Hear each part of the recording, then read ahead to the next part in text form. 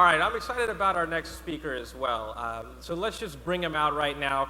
Manish Jha, he's the EVP of Mobile with the NFL. Let's go, Manish, you ready? All right, have a seat, my friend. Oh, this is good. Okay, so Manish, you are an industry veteran in mobile. You were with ESPN for about, 15 years? I was. And now you're at the NFL. All right, let's just jump right in. I'm going to ask you a question, might make you squirm a bit, but I promise it's all good. The NFL, especially in the face of new media, has had a little bit of some bumps in the road in terms of how it views owned media versus shared media. But it seems like there's a relationship being formed between the NFL, the players, and also fans. So sort of how is that evolving, and where are we today? Yeah, so we're trying to figure out how to create value for fans through social media, and we have massive numbers of followers on Twitter and Facebook.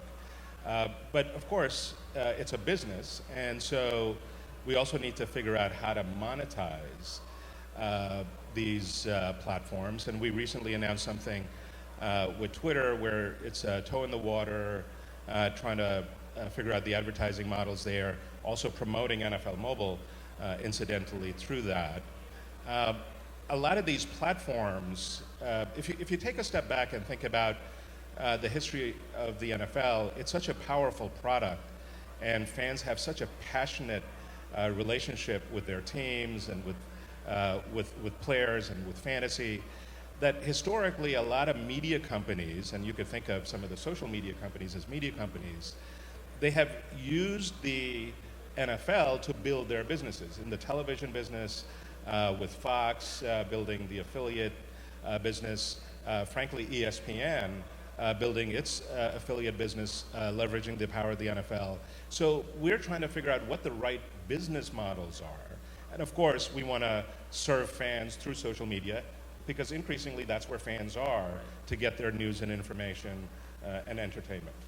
Well, I will tell you this, that I feel this great sense of tune-in value, specifically with the NFL, because there's a lot of teams that I'm following that when somebody starts trending or a team starts trending, the first thing I think of doing is actually turning on the television, engaging or engaging with my mobile app to see what's going on. Sure. So that real-time social proof is really becoming more important. Now, you used a key word, which was monetize, right? Yep.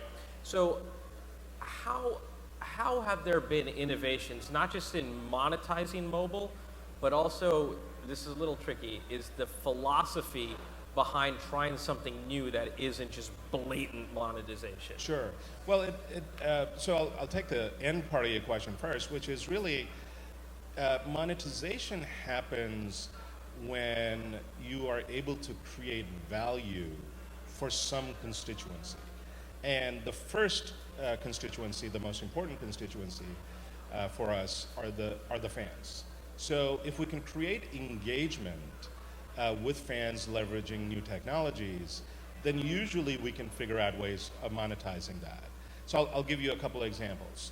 Last season, we started to dabble in a second screen experience that we called Thursday Night Football Extra. So when you were watching television, we know from research 70–80% of the people are using their smartphones and tablets. We created some very high-end experiences, including exclusive live streaming content. And this was a bold experiment. We're kind of iterating on it and improving it. And we had interest from a sponsor who wanted to get involved with sponsoring that particular experience. So sponsorship is clearly a key driver of the monetization that happens. We also have a terrific relationship with Verizon Wireless, where Verizon customers get the ability to watch live games, NFL Network, NFL Red Zone, Thursday, Sunday, and Monday Night Football exclusively. And in that case, Verizon sees value in incentivizing the NFL and spends a lot of time, a lot of money marketing NFL Mobile. So that's another form of monetization. So we would like to monetize through direct consumer payments, so through in-app purchases and things of that nature, which we do. We would like to monetize through advertising and sponsorships, and we would also like to monetize through business-to-business relationships where we can help partners create value for themselves by leveraging NFL assets, content, brand, etc. All right, so I'm going to take a moment to read something that you had said, because I believe that when a lot of brands approach mobile, it's either to get content in front of somebody, or it's to take advantage of, say, an on-demand access to information as you go, right? So to me, mobile isn't just about access. It's about creating experiences in new ways and in a new platform, right? So you once said that the potential for mobile to create more engaging experiences between content producers and consumers, and that you were working on making the NFL's mobile experience more interactive beyond scores, stats, and live video. So what's your vision for that, right? Because that's a pretty big statement. Yeah, so I'll answer that question by giving you an example. Last season, well, let me set it up first. So there are 50 million football fans in the United States that live in markets outside of their home team. So if you're a New England Patriots fan that lives in Los Angeles, you're a displaced fan. A large number of these folks have smartphones. They are using the NFL mobile application. So what we started to do last season was everybody tells us what their favorite team is. About 95% of the people opt into location, giving us permission, which we use very judiciously. They opt into location-based services. So just the combination of your favorite team and us knowing where you are gives us the ability to figure out whether you're a displaced fan or not. And sports and football certainly is the original social experience, if you will, because there's a lot of watching football and drinking beer in bars that happens. And so we created a service called Where to Watch. So if you're a New England Patriots fan living in Los Angeles and you want to find out where the Patriots fans are hanging out, then just the combination of your favorite team and location and essentially crowdsourcing that information, we can tell you, well, there's this place called Jocksters in Culver City that you can go to and watch the game with like-minded fans. So as you start to think about that, we're leveraging data, we're leveraging mobile-specific signals and information. We are creating a model, literally billions of dollars annually are being spent by bars and restaurants around sports marketing, and they're looking to attract fans, sports fans, football fans, to their local establishment. And we have an opportunity to create entirely new business models, an entirely new set of services for sports fans by leveraging location and some of the other signals that only mobile devices can give you. So it's not just the ability to get scores, which is of course very important. We know that a significant percentage of the use case around mobility is about getting fast scores. But we also know that it's about a whole lot more than just getting scores and stats and being able to watch live games, because it's a different type of a medium than just a television, for example. Right.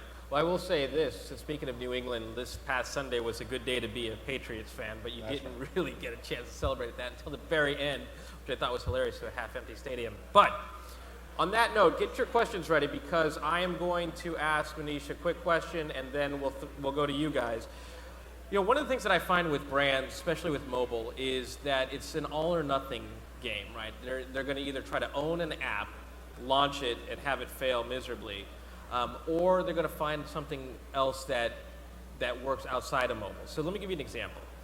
Your words around creating value become sort of the platform for monetization. What is it that you think brands could do better, whether it's their approach or how they think about mobile, to sort of follow in your footsteps? How can they look at mobile as a better opportunity to add value first and monetize something later? What is it that they're missing? Well, so first, mobile as a platform, the adoption of mobile technologies, the thought process around mobile first appeals to a particular generation of fans. and a particular generation of audiences far more than others. So you got to be in mobile. If you're not, you're really missing out. Relatively speaking, mobile environments are less cluttered, and content brands like the NFL willing to be more creative in how your brand can get integrated into the experience. So, to just refer to the example last year with State Farm, we were able to do some unique and innovative things that we probably wouldn't do in a much more mature business. And I would certainly say to brands, big brands that really resonate and differentiate themselves in front of consumers, is that you want to be aware of the environments that your brands are exposed in, because not every impression is of equal value to you. Oh, yeah, good. And being in environments where there's high affinity, where there is a real attempt to keep the environment pristine, gives you the ability to cut through the clutter and create associations that are far more valuable than just what, a dollar a holler kind of impressions that you can buy through programmatic buying or other types of platforms. All right, so do we have any questions for Manish? Just raise your hand. Looks like there's one right there in the center. Got a microphone for you. As you move into the UK, China, and Mexico and expand dramatically there, what is your mobile strategy? Obviously, they're the ultimate displaced fans.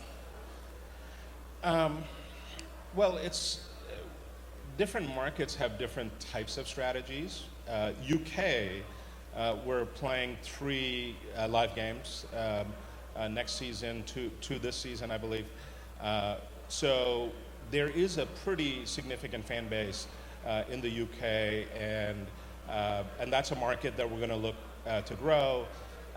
China, obviously a massive market, but we have less of a presence there. Basketball, for example, is much more popular, NBA in China. So it's really a market by market analysis and figuring out how we create a significant fan base, how we monetize. We have all kinds of ways for international fans to purchase the ability to watch live games and so on. Some markets, we make it available for free. So it's really a market by market analysis and what we try to figure out there. All right, so I'm going to ask you just one quick question to wrap up. A lot of your work is pushing, I think, NFL management a little bit forward in terms of their thinking and opportunity. Just in the time that you've been there, what do you see as promising in terms of how executive leadership is transforming in this new era of connected consumerism? Yeah, look, I actually, I'm not saying this just to suck up, but I think in Roger Goodell and in a lot of the senior leadership within the National Football League, we have some people who really get the power of innovation and the power of mobility. I mean, Roger was literally in my office a couple of months ago saying, Manish, what you're working on is the future of the NFL. So at a vision level, I think the vision is there.